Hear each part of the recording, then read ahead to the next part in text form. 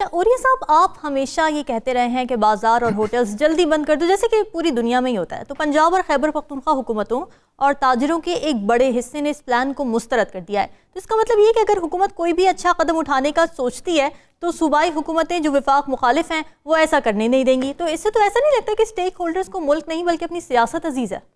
देखिए, पहली बात तो ये है कि आपको कंसेंसस में लेके आना चाहिए। ये कोई पहली दफ़ा हुआ है कि बाजार बंद हों और उसके ऊपर ताजर खड़े ना हों और उसके ऊपर फैसला वापस ना लिया गया। बिल्कुल। जरदारी के ज़माने में हुआ, सारी हुकूमतें उनकी थी, फैसला वापस हो गया। नवाज शरीफ के ज़माने में हुआ, सारी हुकूमतें उनकी थी, फैसला वापस हुआ। उस वक्त कौन सी सियासत खेली जा रही थी? इशू क्या है? इशू ये नहीं है कि आप छोटी छोटी ये बचते करें, ये बहुत ज़रूरी है, करनी चाहिए। ठीक है। इसके लिए पाकिस्तान की एक अवाम की हैबिट फॉर्मश करनी चाहिए। इशू ये है कि 41,557 मेगावाट आप बिजली पैदा कर रहे हैं, जो आपकी ज़रूरियात से ज़्यादा है। आपकी पावर जनरेटिंग कैपेसिटी ये है। उसके ऊपर वो जो चीखते हैं ना लोग कि इस पाकिस्तान को कर्जों की झंझट में फंसाया किसने है, वो इसलिए है कि आपने महंगे, पहली बात तो चलो महंगे कर लिया, ठीक है, कि आपने इनसे जितने भी IPPs बनाए थे जो कि तेल लानी है, ये करनी है, वो करना है, LPG से बनाने हैं या कोल से, यानी कोयला भी जो इस्तेमाल हो रहा है ना इस वक्त इन प्लांट्स में, वो बाहर से आता है, पाकिस्तान का कोयला इस्तेमाल नहीं होता। ठीक है। उसके अंदर एक बड़ी ज़बरदस्त किस्म की एग्रीमेंट हुआ कि तुम खरीदो या ना खरीदो, तुम बिजली इस्तेमाल करो या ना करो, हमें पैसे दोगे, क्योंकि हमारी जनरेशन कैपेसिटी इतनी तुमने बनवा दी है, इसलिए तुम पैसे दोगे। अच्छा, ये वो एग्रीमेंट है कि जिस एग्रीमेंट को रिविजिट होना चाहिए। आपको याद होगा कि इमरान खान ने एक दफा बैठाया था उनको, कुछ लोगों के साथ रिविजिट। ये कौन विजिट क्यों नहीं करेंगे? सारे तो इनके पार्टी के मैं नाम लूं तो चीखें निकल जाए लोगों की। कौन उसका रिविजिट करेगा? कौन है ये बाकी लोग? हबीबुल्लाह कौशल किसका है?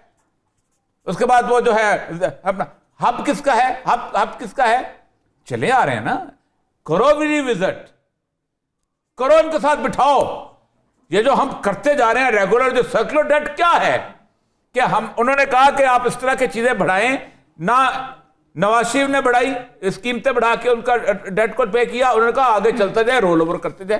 फिर उसके बाद जरदारी ने बढ़ाई, ना नवाज शरीफ ने बढ़ाई, इमरान खान ने भी नहीं बढ़ाई। ये रोल करता इतना बड़ा पहाड़ बन गया तुम लोगों के डेट का। हमें कहते हो कि जब तुम सुबह सवेरे उठो और उसके बाद इतनी बिजली बंद करो, बिल्कुल करेंगे, हम करेंगे, ये कौम करने को तैयार है। पहले खुद तो कुछ करो भाई। 80 लोगों की कैबिनेट, पाकिस्तान की तारीख में इतनी कैबिनेट, चलो छोड़ दो, क्या सारे कैबिनेट जो है वो मिनिस्टर जो है बगैर गाड़ी के चलते हैं, साइकिल पे जाते हैं? बिल्कुल। उनके दफ्तरों में लाइटें नहीं जलती, उनके दफ्तरों में इन्वर्टर से एयर कंडीशन नहीं लगे हुए, उनके गड़ला गैस है, इसका कनेक्शन आप जाके देख लें। एक कैमरामैन ले जाए, इनके 88 की तस्वीरें लेकर आए और आपको पता चल जाएगा। असल मसला यह है कि बुनियादी तौर पर या तो पब्लिक सेक्रीफाइस करती है, अगर आप करना चाहें। बुनियादी एनर्जी का मसला ये नहीं है। बुनियादी एनर्जी का मसला यह है कि बेनजीर के जमाने में जब IPPs लगना शुरू हुए थे तो हम चीखे थे कि यार हाइडल पावर पे चले जाओ, लेकिन क्यों नहीं डैम बनते?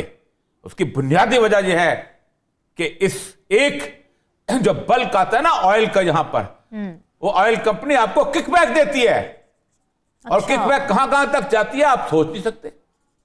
वो किकबैक बंद हो जाती है क्योंकि पानी तो पाकिस्तान से आना है, बाहर से नहीं आना। बिल्कुल। आप देखिए 63% आपका फॉसल ये थर्मल के साथ आपका चल रहा है। 63%। वो मुल्क जिसके अंदर दुनिया के बड़े दरियाओं में से एक दरिया इंडस है, आपके पास 25% हाइडल है। पहला हाइडल ये बड़े अरसे के बाद भाषा और वो बनना शुरू हुआ, कितने सालों के बाद बनना शुरू हुआ? बिल्कुल। क्यों नहीं बनाते थे हम? इसलिए कि इंडिया कहता था ये मेरी जमीन है, ये डिस्प्यूटेड टेरिटरी है, मैं नहीं बनने दूंगा। कब बनना शुरू हुआ? अभी हर बंदा जाके कंप्रोमाइज करता कि नहीं, हम इंडिया कहते तो ठीक है। इसलिए को गिलगित और बल्तिस्तान के इलाके पे अपना वो बनाता है। उसके बाद आपका 25 वो है, और वो भी कौन बना गया? अयूब खान। वारसक उसी के जमाने में बना, उससे पहले बना मंगला बना और तबेला बना। और है क्या फिर उसके बाद 5% 4% रिन्यूएबल एनर्जी है। जिस मुल्क का इतना बड़ा विंड कॉरिडोर हो ठट्ठा का, वहां आपने किया क्या? आप 30 साल करते क्या रहे हो? और 6.5% आपका न्यूक्लियर है। ये है आपका क्राइसिस। इसमें आप कहते हैं ताजर दुकानें बंद कर लें। यानी आप, ऐसा है कि आप जाके 60,000 रुपए का मेकअप लें, अपना 10 लाख रुपए का वो लें, अपना क्या नाम है दुल्हन का वो कपड़े लें, और उसको कहें यार ये पर्स जो है ना, ये तुम ये 10,000 रुपए का ना खरीदो, ये तुम 2,000 रुपए का खरीदो। अच्छा, ओ भाई, उसका 10 लाख का जोड़ा तो खत्म कराओ, ये इतनी बड़ी तुमने बनाई हुई है। उसका 60,000 का मेकअप तो खत्म कराओ, फिर ये कर लो। जहां वो कहते हैं ना, एक मुहावरा है उर्दू का, कि तेलन जोड़े पली पली और राम लुंढावे कुप्पा। जो तेलन होती है बेचारी, वो थोड़े थोड़े चीजें जोड़ती रहती है। और उसके बाद वो एकदम वो जो दुकान पे जाती है तो एकदम जब वो कुप्पा लेके आता है, उसको कहती है खत्म हो गया, मैं तो 10 दिन लगा के मैंने जोड़ा था, जोड़ती रही हूँ। हाँ, अच्छा, हम इतना जोड़ते हैं। बिजली का बिल भी ये दें, बिजली का बिल भी ये दें, इतना महंगा, और आप कुछ ना करें।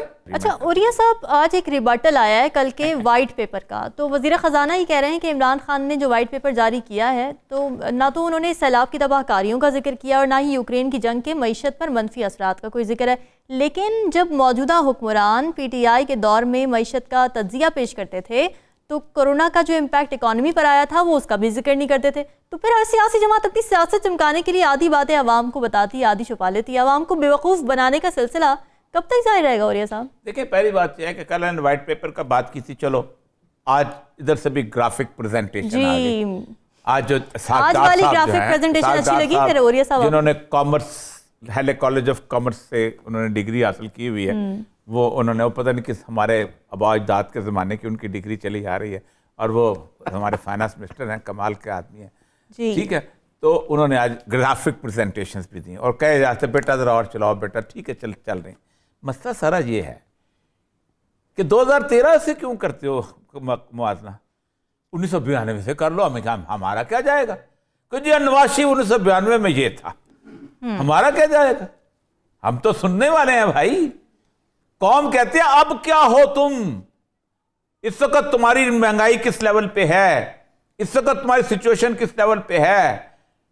देखो, उन्होंने अपने अगर कंपैरिजन किया वो भी गलत किया। उनको व्हाइट पेपर साढ़े तक इस एक साल, देखो आज कितने हो गए, 265 दिन हो गए इस हुकूमत को, ठीक, ये 9वां महीना पूरा होने वाला है, ठीक।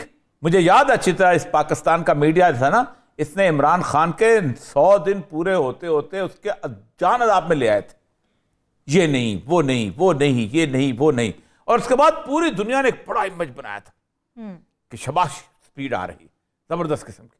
फिर इन्होंने खुद एक इमेज बनाया, मिफ्ता इस्माइल चला जाएगा, ये ऐसे बोलता रहता है, वो मरियम ने और बाकी लोगों ने कहा डार साहब तशरीफ लेके आ रहे हैं। हाँ। अब इस वक्त पता है IMF आपको क्या कह रही है, इंटरनेशनल एक्सपर्ट्स क्या कह रहे हैं? आपने जो इस वक्त डॉलर जो है मार्केट में फेंक के डॉलर को एक जगह रोका हुआ है ना, ये जिस दिन ऐसे एकदम खुला ये 350 रुपए पे जाएगा, उस दिन होगा क्या इस मुल्क की इकोनॉमी का, लोगों का क्या होगा? बिल्कुल खौफनाक। ठीक है, अच्छा उन्होंने, लेकिन मसला है कि आज की बात करते हैं। इमरान खान का भी आधा पेपर गलत था, हम ये किया वो किया, हर बंदे को आदत पड़ गई हुई है। हाँ। मैंने उस वक्त जब मैं था मैं ये किया, मैं ये हम पे कोविड आ गया था, उसका जो आखिरी 2 चैप्टर मैंने आपको पता, कल मैंने सिर्फ आखिरी 2 उसके डिस्कस किए थे, मैंने उसके पहले 8 सफ़े नहीं डिस्कस किए थे। इनको भी चाहिए आज की बात करो, आज तुम क्या कर रहे हो? तुम्हें 265 दिन हो गए हैं इस मुल्क के अंदर, इन 265 दिनों में तुमने किया क्या है? दुनिया जहान का तुमने एक्सपर्ट इकट्ठा कर लिया, 80 बंदों की कैबिनेट तुमने बना ली, दुनिया तुम कहते थे हमारे आने से पता नहीं क्या हो जाएगा, दूध तो शहर की नदियां बह जाएंगी। तुम कहते थे इमरान खान ने लोगों को नाराज किया, हम लोगों को राजी कर लेंगे। तुम ना चीन को राजी कर सके, तुम ना सऊदी अरब को राजी कर सके, तुम ना IMF को, 9 मीटिंग्स IMF के साथ। और अभी तक IMF बात कर रही है। उरिया साहब, खान साहब भी तो 35 साल का कंपैरिजन करते हैं ना, कि 35 सालों से गलत किया ना, मैंने गलत किया। हाँ। मैंने कहा ना, मैंने कल उसके 8 सफ़े मैंने उसकी गुफ्तगू नहीं की। अच्छा, देखिए, जब तक आप लम्हा मौजूद के अंदर रियलिटी ऑफ द टाइम के ऊपर गुफ्तगू नहीं करेंगे, आप एनालिसिस नहीं कर सकते। बिल्कुल।